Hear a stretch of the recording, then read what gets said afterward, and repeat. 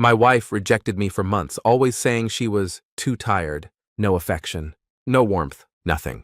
Then I booked a trip without her. 3 days later, her attitude changed overnight, and suddenly she wanted answers I wasn't ready to give. But to understand what that trip actually was and why her sudden change didn't land the way she expected it to, you need to understand what 14 months of quiet rejection does to a person who never stops showing up. You need to understand what it feels like to become invisible inside your own home. And you need to understand why sometimes the most powerful thing a person can do is simply stop waiting for permission to live. My name is Owen Garrett. I'm 43. I'm an architect, residential design mostly. I spend my days drawing spaces where people are supposed to feel at home, which has its own particular irony, given everything that happened. I lived in a craftsman house in Millhaven, Oregon. Population 22,000. The kind of town where the coffee shop knows your order and your neighbor notices when your lights are off, earlier than usual. Small enough to matter, large enough to disappear in if you needed to. My wife's name is Priya. She was 40 when this started. A pharmaceutical project manager, precise, organized, allergic to inefficiency in the way only deeply competent people can be. We'd been married 12 years. She was the kind of woman who could run a product launch, host a dinner party, and mediate a disagreement between her mother and her sister all in the same weekend and make it look like a light Tuesday. She was remarkable. I'd always known that. The problem, it turned out, was that she'd stopped knowing it about me. I want to be exact about when it started because I've turned it over enough times to be certain. 14 months before I booked that trip, Priya came home from a conference in Seattle. Different. Not obviously different, not the kind of different that announces itself. The subtle kind. The kind that only a person paying close attention would notice. She was quieter, more internal. Her phone, which had always been incidental, something she put down when she walked in the door, became constant. Not hidden, just present, always. Nearby, always slightly angled. I noticed. I said nothing yet. I'm an architect. I'm trained to observe a structure fully before I start, asking questions about it. Over the next 2 months, the distance became physical. We'd always been affectionate, not dramatically, but consistently. The hand on the back while passing in the kitchen, the shoulder touch at the end of the couch, the small, continuous language of a couple that still chose each other daily.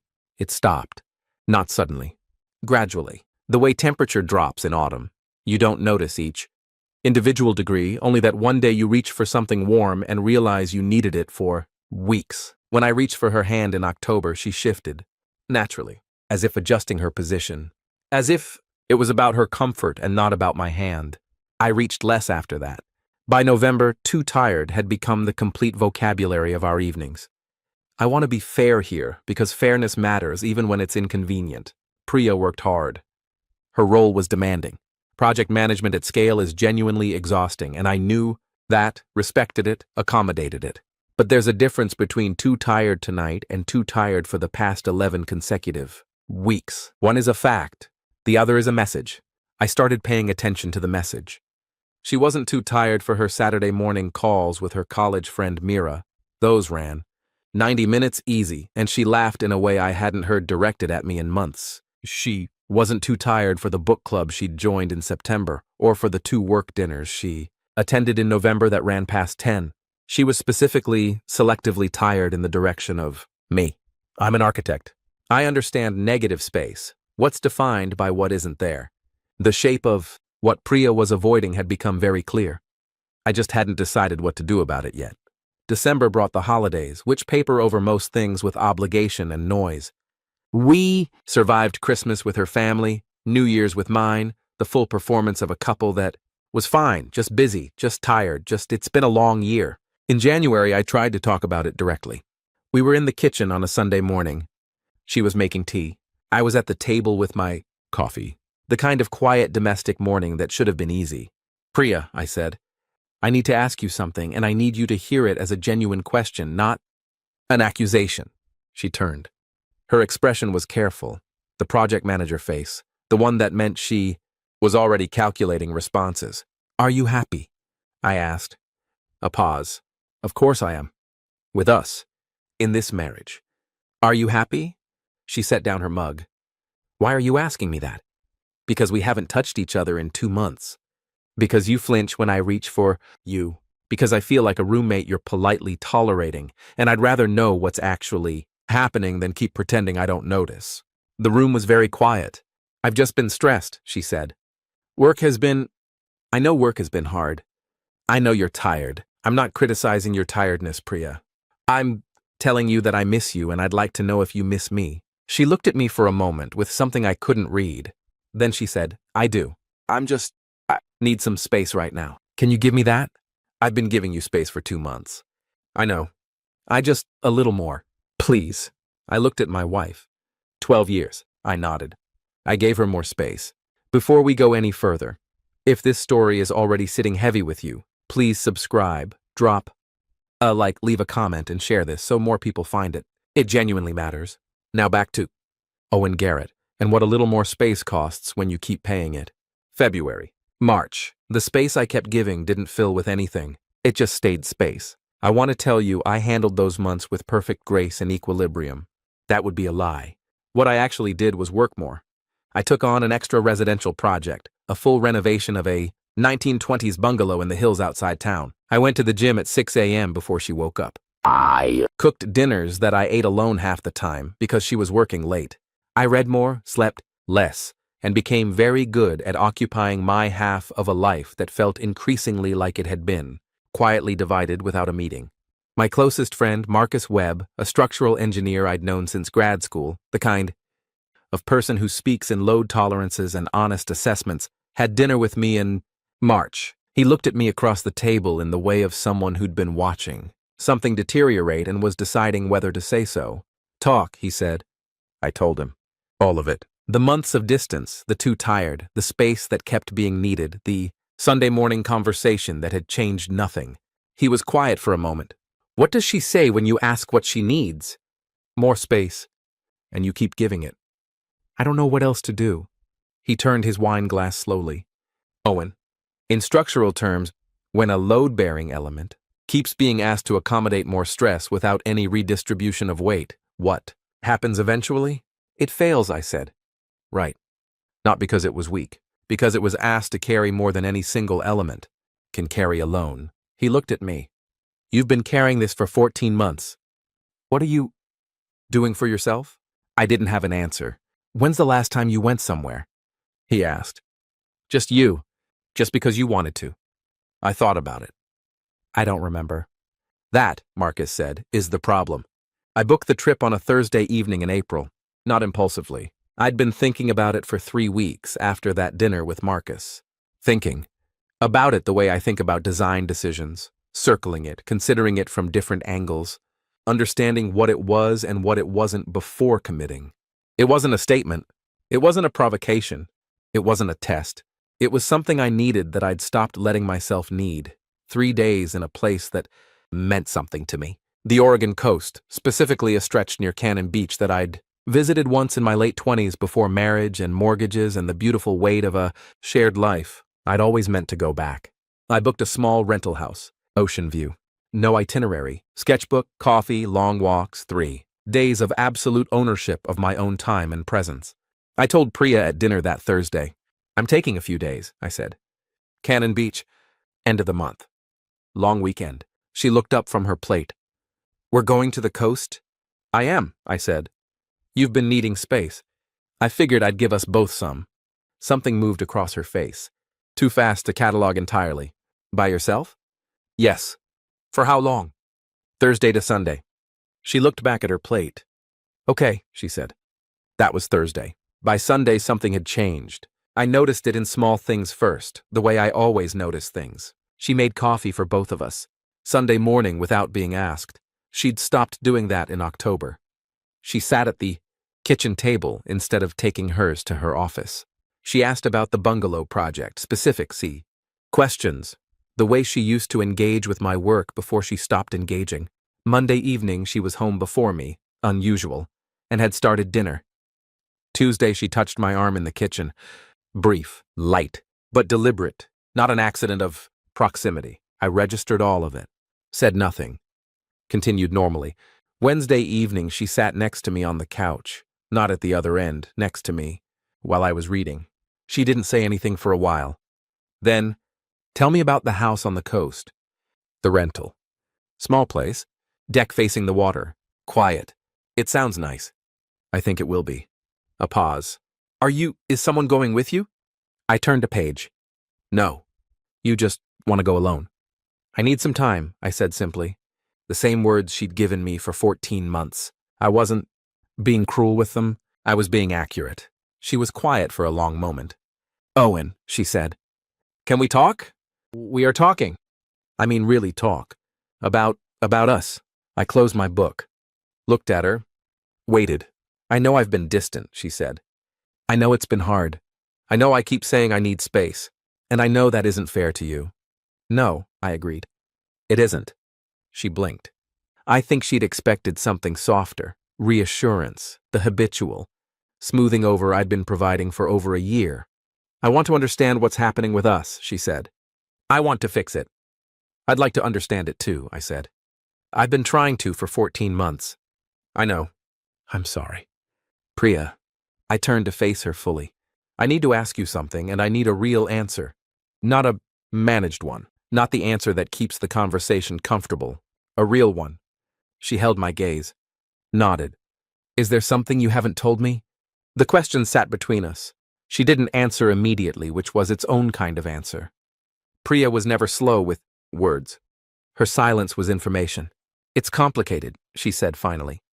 I'm an architect, I said. I work with complicated structures every day. Explain it to me. What she told me came out slowly. Not dramatically. Priya doesn't do dramatic. Methodically. The way she approached everything, assembling facts into sequence. The conference in Seattle 14 months ago. A colleague there, a project director named Soren she'd worked with remotely for 2 years and met in person for the first time. The unexpected intensity of that connection. The confusion it created. The months of trying to decide what it meant, whether it meant anything, whether it was something that required action or just something she needed to survive internally and move past. She hadn't acted on it. She was clear about that. And I believed her, not naively, but because I knew Priya well enough to know that her particular moral architecture would never accommodate that specific betrayal. She'd carry the temptation internally forever before she'd act on it.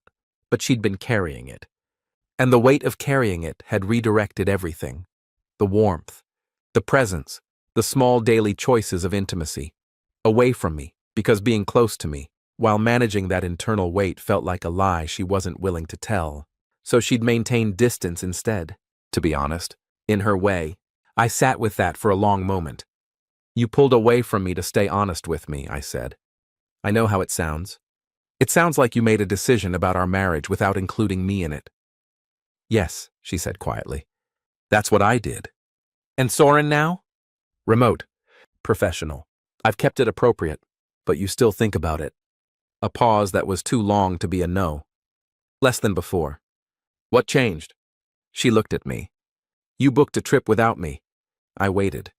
In 12 years, you have never once booked something for yourself without asking if I wanted to come. You've always oriented around me. Even when I didn't deserve it. Her voice was steady, but something underneath it was moving. When you just booked it. Told me at dinner like it was a simple fact. I realized I'd been treating you like you'd stay, regardless of what I gave you. Like your presence was guaranteed. Like you were decorative, I said. The word came from somewhere I hadn't planned. She flinched. Load-bearing, she said softly. I treated you like you were decorative when you were load-bearing. And I think part of me stopped respecting what you carry because you never showed me it was heavy. The room was quiet for a long time. It was heavy, I said. It still is. I know. I'm sorry, Owen. I'm genuinely sorry. I still took the trip. Priya asked gently the day before I left whether I wanted her to come. I thought about it. Honestly, no, I said. Not yet. I need this to still be for me. She nodded. She understood. Or she was beginning to. The 3 days at Cannon Beach were, I want to find a word more honest than good. They were necessary. I walked in the morning fog. I sketched coastline that nobody would ever build on. I slept when I was tired and ate when I was hungry and existed at my own pace in my own time without monitoring how it landed on anyone else. I called Marcus on the second day. How is it? He asked. Quiet, I said. Good quiet or bad quiet? The kind that tells you what's been too loud for too long. He understood.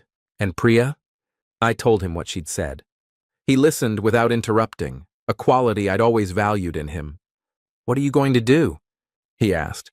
I don't know yet, I said. Ask better questions for a while. See what the answers are. That's architectural thinking. It's the only thinking I know. I came home Sunday evening to find the house different in small ways. The living room had been reorganized slightly. Not dramatically, just thoughtfully, in the way of someone who'd spent a weekend actually present in a space instead of passing through it. There were flowers on the table. Not an elaborate gesture, just flowers, the kind you pick up. Because you wanted color in a room. Priya was in the kitchen. She looked up when I came in, and her face did something I'd missed, without knowing how much I'd missed it. She was glad to see me. Not performing gladness. Actually glad. How was it? She asked. Good, I said. The light on the coast in the morning is something. Tell me about it. So I did. What followed wasn't a single conversation.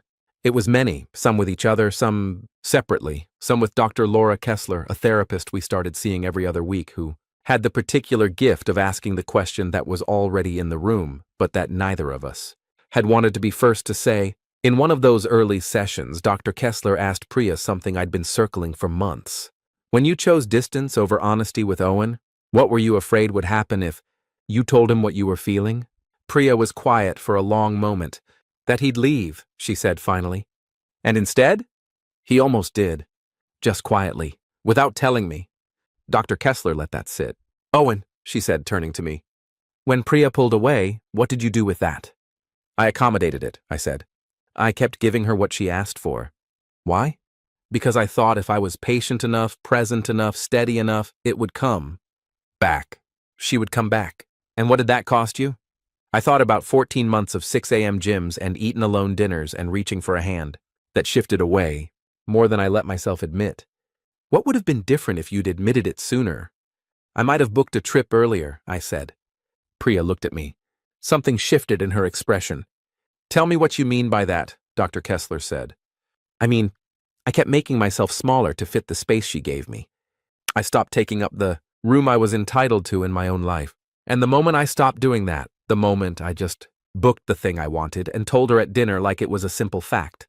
That was the first honest thing I'd done in over a year. Honest to her? Honest to myself, I said. Which turns out to be the same thing eventually. 8 months after that dinner where I told her about the trip, Priya and I went back to Cannon. Beach together. Her idea. She planned it. She's a project manager. She can't help planning things. But she planned it around what I'd described. Same stretch of coast. A rental with a deck. No itinerary. The first morning we walked on the beach in the fog.